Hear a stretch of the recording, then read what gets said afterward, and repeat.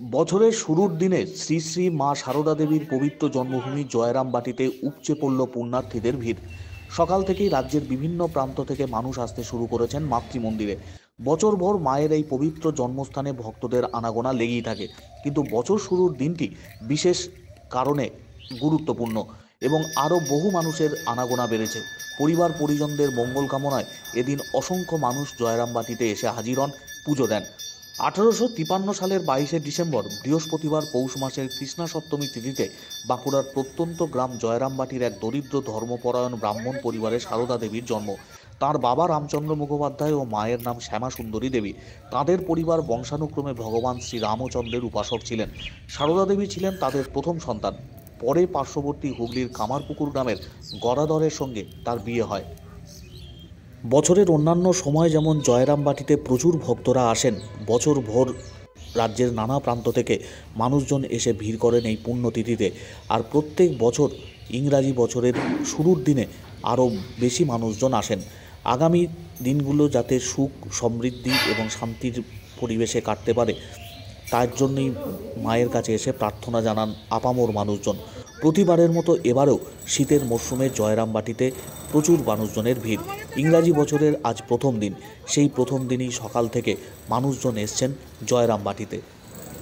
বছরের প্রথম দিনটা সবাই আমরা চেষ্টা করব পজিটিভলি স্টার্ট করার, তাই সেই সমস্ত জায়গা যেখান থেকে আমরা একটা পজিটিভ ভাইব পাবো, আমরা সেই সমস্ত জায়গাগুলোতে আসার চেষ্টা করি, সেটা দিয়েই শুরু করার চেষ্টা করি। আজকে এখানে এসে সেই জায়গার সেই প্রাপ্তিটুকুই পেতে চাইছি, আশা করছি। এবং এখানে এসে পরিবেশটা খুব সুন্দর, শান্ত, মনোরম। সেই জায়গা থেকে পজিটিভ ভাইব দিয়ে মায়ের নাম স্মরণ করে, শ্রী রামকৃষ্ণ দেবের নাম স্মরণ করে আমরা আমাদের প্রথম বছরের দিনটা শুরু করতে চাই। ভীষণ ভালো লাগছে, খুব একটা মনে শান্তি লাগছে যে আগামী দিনগুলো মানে পুরনো বছরের সবকিছু মলিনতাগুলো ধুয়ে যাক এবং আগামী দিন যেন খুব উজ্জ্বল হয়ে ওঠে, এরকম মনে হচ্ছে। মায়ের কাছে কি চাইলেন? মার কাছে চাইলাম দেশের এই অশান্তি পরিবেশ, পশ্চিমবঙ্গ, বাংলাদেশ, এই নিয়ে যে একটা ভীষণ সাম্প্রদায়িক একটা অশান্তি, সেটা যেন একদম দূর হয়ে যায়। আমরা সবাই মানুষ, আমরা এর ওপরে আর কিছু আমরা চাই না। সবাই মানুষে মানুষে একটা সৌহার্দ্য, সাংস্কৃতিক বন্ধন গড়ে উঠুক, এটাই খুব ভালোভাবে চাই আর কি।